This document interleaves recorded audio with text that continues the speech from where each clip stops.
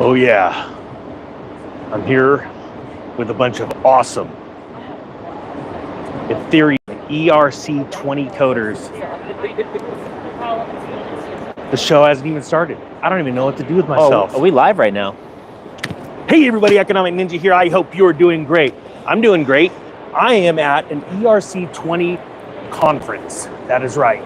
There's no fanboys here. There's no celebrities. It's just me and Dylan and a bunch of coders. Yeah, Yeah, that's what it looks like looking around. yeah. There's all kinds of weird stuff too. These dev teams like to party in a weird kind of way. We got here. I'll show you guys really quick. This massive thing there. Yeah, there's all kinds of. You could see no one's here yet, right? There's all kinds of inflatable weirdos, and I love this stuff. I'm not joking. We are in a room that's about to be filled, probably to capacity. We haven't even gotten into the other show yet, and with future millionaires. And as a matter of fact, there's probably already 35% of them already are. And the reason why, and this is very, very important that you understand this, we are so on the cutting edge and still in the early adoption phase. Wouldn't you agree? I think so. I think so. Right. This is still not mainstream. It's trying to be, but Yeah. it's not quite there yet. Yeah, especially when it comes to DeFi. You know, there's a lot to be said about the money people have made. Like my first Ethereum I ever bought was $50. Oh wow, yeah. Do you remember what price yours was at? Was it 50? I remember hearing about it and someone saying, "Oh, you gotta get ETH. It's the new Bitcoin. It's much better." And then they're like, "But you gotta set up a wallet." And I was just confused. Yeah. And it was just too much work, and I didn't take action, and I regret it. You know, and that's the thing about taking action. I have a note to myself: buy Ethereum at $1. And I never did until it was $50. I was actually woken up in the middle of the night and I heard an audible voice saying, "Why didn't you buy it?" Yeah, why didn't you buy it? It scared the piss out of me. I called in sick at the fire station, went home, and I bought Ethereum that day at $50. And it was absolutely insane. Well, now, you know, coming here and seeing how banking is going to be done on chain, right? Ethereum has had lots of issues, right? Well, the reason why it's had lots of issues is because of the scaling. So many people have dove in, from CryptoKitties to, you know, meme coins, all kinds of stuff. Yeah, yep. All the NFT craze and everything. And then now it's looking to get institutional adoption, which last year seemed to be Bitcoin's year for that. Yep. And ETH hasn't done so well. But everyone that has been in the market, it's just like, it's crossing their fingers, but a lot of people just like, it knows it's inevitable that ETH is going to rise. Yep. You know, real quick, I think this is the last day for the sale, I think, on DeFi Pro. Yep. If you guys want it, we're expanding it to include monthly group coaching calls, because people need to understand, and it's funny because I'm already getting, there's subscribers already in the room, and this room isn't full yet. We haven't gone to the main room yet. Yeah.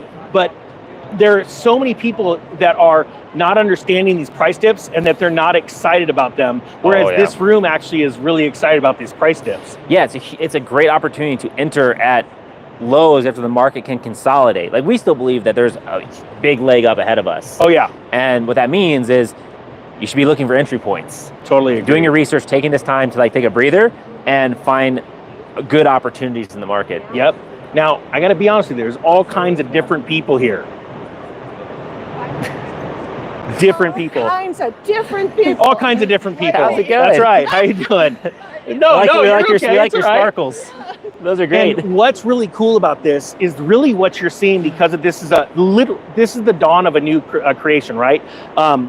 Blockchain technology, where people around the world are coding on something, holding up an entire ecosystem, right? Running nodes. They're a part of something. The creativity shows up. Like, here, I'll give you a little bit more of an example. I mean, this entire place is like, it sounds funny, it's like almost fantasy land, right? Well, it's because most of the people that understand crypto, they understand that they are in a fantasy land. I'll give you an example. How many of you, just type yes or no if you own any cryptocurrency. And as you're typing that, what I want you to do is type 1 if your family and friends think you're sort of nuts, right? Well, when you're looking at, yeah, exactly. Yeah, here, all mine. Mine do. Flip this around really quick. Here, I'll just flip around right here. You look at all of the colors and stuff, what's happening is there's so many people that feel like they're in fantasy land, people that are becoming wealthy, starting companies on blockchain, doing all this incredible stuff.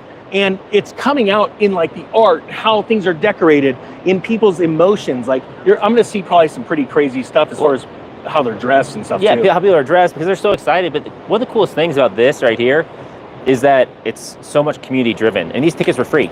Yeah. Right. All you had to do was join the community and show up, and you can participate in this. Well, and we got one token today, and it's already self-staked for us. Yeah. Because a lot of people don't understand. So I'll get sound funny. Airdrops. If you've never had an ERC20 token or a wallet, you'll know that, or you don't know, airdrops happen. Well, it's one of the most amazing ways to advertise projects. Yeah. Where a project's put out like 100 million tokens, and they'll divide a bunch of micro tokens, shaved off these percentages, and throw it into hundreds of thousands of wallets randomly around the world. Well, when you go fire up your wallet, and you're looking at your Ethereum and some other stuff, you go, holy cow, what's this?